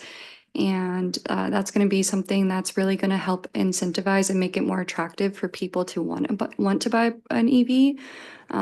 Especially those that are living in multifamily complexes. I think we have almost about 50% of our population is living in a multifamily unit or building. And so we really need to work on that. And so that we are really working closely with SBCE to try to figure out a way to kind of get this moving a lot faster than it has been. And yeah, I'll leave it there if you want to add. Yeah, I absolutely agree. I think charging or availability of affordable charging is key. I think the rebates will definitely help, particularly for lower income customers. And then I think education is a big piece of it too. So time and time again, I'm sure city staff is experiencing this too, because the city has a really great Drive Electric program. We run into customers who are concerned that an EV doesn't work for their specific situation, right? So it again needs to be kind of adapted into their lifestyle, and it's not always easy for everyone. And so having better education and resources for folks to understand that there are many different models and makes that are out there now, and longer range vehicles as well. So I think it's a combination of those three things: charging, rebates, and education. Thank you so much. Appreciate that. And I know we're looking at 2023 data now being in 2025. I'm sure we've made progress since the 11.2% as well, which kind of leads me to my second question is if you can remind us, and I hate to ask this question because I'm like, when's the 2024 going to be available? And remind me if it's also, do we do it annually or every other year? If you can remind me, and then also be helpful for fellow commissioners as well. Yes, yeah. So this year is a little bit different every year than what we typically do because we are 2 years behind right now. So I will be giving you all the 2024 greenhouse gas inventory sometime in fall. I think I'm shooting for September, October time. And then from then on out, it'll be every year around the fall time is when I usually try to get that done. We try to align it with our State of the City event. So we always try to shoot for that, but sometimes, the data doesn't get in on time, things happen. So yeah, so you will be receiving one more of these this year, but then after that, it'll just be one every year in the fall. Thank you for the reminder because I was mixing my own previous work with this work. And so I was like, can't remember if it's every year and everything, but I appreciate because every other year is a very lofty goal and all of the many work and hours that go behind the scenes to put this kind of report together on an annual basis. Really appreciate that. Looks like I have one other quick question from Commissioner Pronto, and then we will move on to our next item. But Commissioner Pronto. It occurred to me to ask you whether we have some type of a vehicle availability or rental or something like that. So if we had the multi-tenant and the people who 98% of the time could do just fine with an EV and they don't buy the EV because of that 2% when they want to go out of town or they want to go someplace where they're not sure they've got the range. So they don't buy the EV. Is there still some kind of a vehicle availability program that they can borrow or rent? I'm just thinking from promoting it and from your education comment, if they were aware of what the options were, they could just go to enterprise, I suppose, but it might encourage them to go the EV. I happen to have a colleague that I talked to recently who called me up because he was thinking about getting an EV and ultimately he didn't because he said, well, it's going to do fine, the one I can get most of the time, but I have that little bit, so I'm not going to get an EV. So I appreciate the difficulty. Not sure if you were expecting a response, but I don't believe I know of a program where you could borrow or loan a vehicle. I think the best option would just be to rent a gasoline diesel vehicle for the 2% of the time. On the flip side, a kind of cool program would be if customers could try out an electric vehicle for a week. And I think that has been tried in some states. And it really gives the customer the opportunity to see whether that vehicle fits within their lifestyle. But that could be another program that could be explored. We don't have that offering right now at SVC.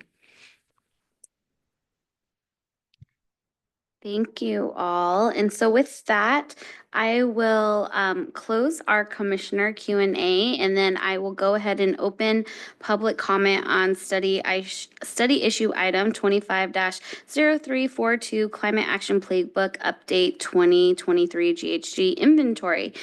So please submit a speaker card to Ms. Raby, raise your digital hand now, or dial *9 on a telephone to indicate that you wish to speak. I will call on members of the public participating in person first, followed by remote participants, and speakers will have 3 minutes to speak. Does anyone else want to speak on the consent? let me call and see. Not seeing anyone in person. Ms. Raby, if you can confirm if we have anyone online wishing to speak on this item? Yet there are no members of the public online wishing to speak on this item at this time. Okay, perfect. Then I will go ahead and close public comments for this item. Thank you. Okay, so with that, moving along in our agenda, and again, thank you to staff for that presentation. We will go ahead and next up is item 25-0332 to approve the Sustainability Commission meeting minutes of January 21st, 2025. So I will go ahead and open public comment on consent calendar item 25-0332, approve the Sustainability Commission meeting minutes of January 21st, 2025. So please submit a speaker card to Ms. Raby, raise your digital hand now, or dial *9 on a telephone to indicate that you wish to speak. I will call on members of the public participating in person first, followed by remote participants, and speakers will have 3 minutes to speak. Not seeing anyone here in person, and then I will look to you, Ms. Raby, to see if we have any remote participants to speak on the consent calendar item. No, we don't have any online. Thank you. So with that, I will close public comment and I'll ask for a motion from my colleagues. Commissioner Pronto, you were quick. I so move. Can I get a second? Commissioner Coons, I second. is there any discussion or advocacy on the motion? Not seeing any. Ms. Raby, can you please conduct a roll call vote? Yeah, for approval of the consent calendar item 25-0332, Commissioner Pistone, how do you vote? Yes. Chair Veach? Yes.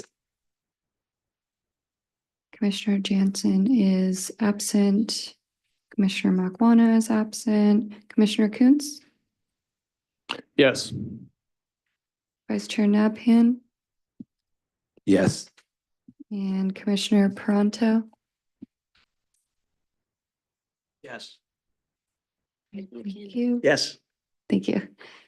So 5 yeses, 2 absent. By majority, the motion passes. Thank you.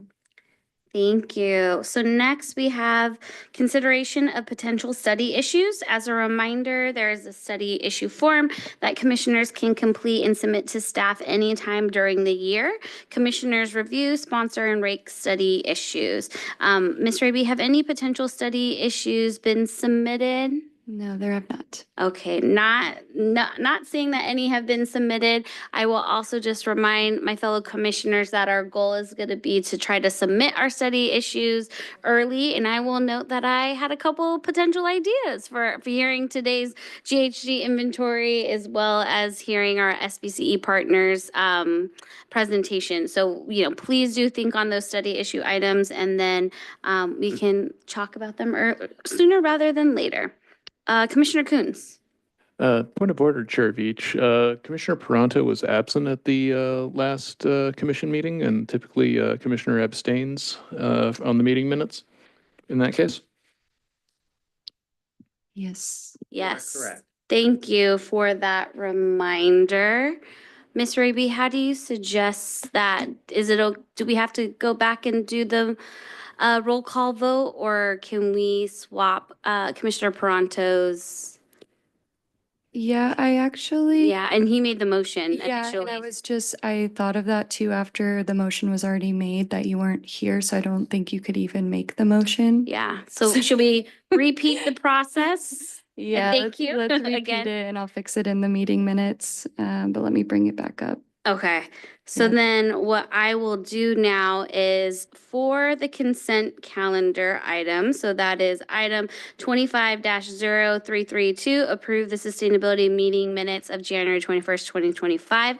Can I ask for a motion from my colleagues who were in attendance at the meeting? I'm gonna make my own little personal notes to add that to future meeting minutes. But with that, I see Commissioner Coons, you have your hand raised. Yes, I move to approve the consent calendar. Thank you. Can I get a second? Vice Chair Nabhan? I'll second. Thank you. Is there any advocacy on the motion? Not seeing any. Ms. Raby, can you please conduct a roll call vote? Yes. Okay, so For approval of the consent calendar item 25-0332, Commissioner Pistone, how do you vote? Yes. Uh, Chair Veach, Yes. Commissioner Pronto. Abstain. Thanks. Thank you. Okay, and then Commissioner Jansen and Commissioner Makwana are absent, and then Commissioner Coons. Yes. Thank you. And then Vice Chair Napian. Yes. Thank you. And so we have 4 yeses, 1 abstain, and 2 absences. So by majority, the motion passes. Thank you. Thank you. And thank you for keeping me on my toes. Everyone appreciate it. And so with that, I think because we've already went through the potential study issues, we can move forward with just the next portion of the agenda is for oral reports and announcements by commissioners and staff. And then also I'd like to offer it up also if there's any council updates you'd like to share too. So with that, do any commissioners have any non-agenda items or comments? A reminder to my colleagues to use the raise hand button to indicate that you wish to speak. Commissioner Pistone. We're probably going to hear this from staff, but I just wanted to mention that we have a sustainability speaker series coming up on March 19th, and it's about equity and coastal access, which especially given the current world, everything going on, I think it's going to be a really good one, and it's really important because there's a lot going on, and how can we be good allies, and how can we make sure that everybody is included and be inclusive in all of in everything that we're doing, because that's what matters. And yeah, I'll quit rambling about it, but I encourage everybody to attend. I think it's going to be a good one. Thank you, Commissioner Pistone. Any other commissioners? Okay, not seeing anything. I'll pass it over to you, Ms. Raby, if you have any non-agenda items or staff comments. Yes, I do. So I don't have all the times for these events right now, but I will put them in your follow-up email. So our first event that I wanted to notify you on is our EV Ride and Drive event, which is going to happen on March 8th. And then as Commissioner Pistone mentioned, on March 19th, we have our sustainability speaker series, Waves of Change, Ensuring Equity in Coastal Access. And then on April 5th, we are going to have our Sunnyvale Earth Day Festival again. It's going to be here at City Hall from 11 a.m. to 2 p.m. And then on April 23rd, we have our Mercury Thermometer Exchange event, and that's always at the Senior Center, and it's going to be from 10 a.m. to noon. And then I wanted to update you all on our March meeting.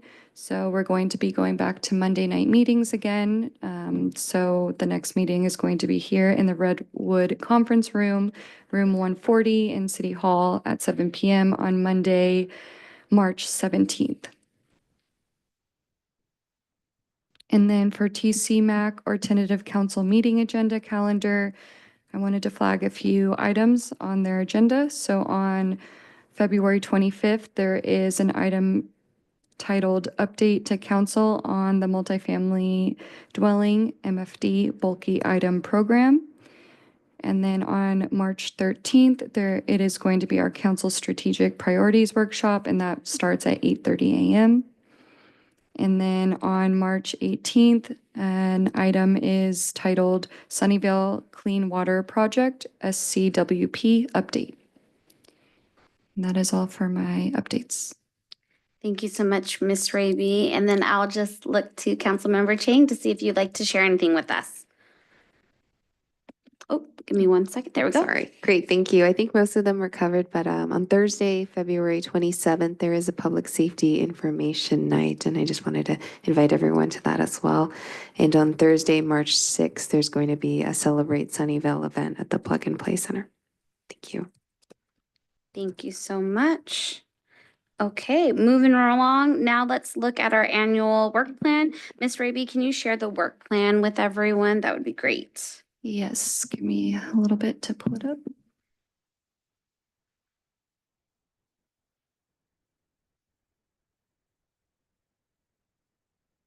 Actually, I'm going to change my screen to the other one.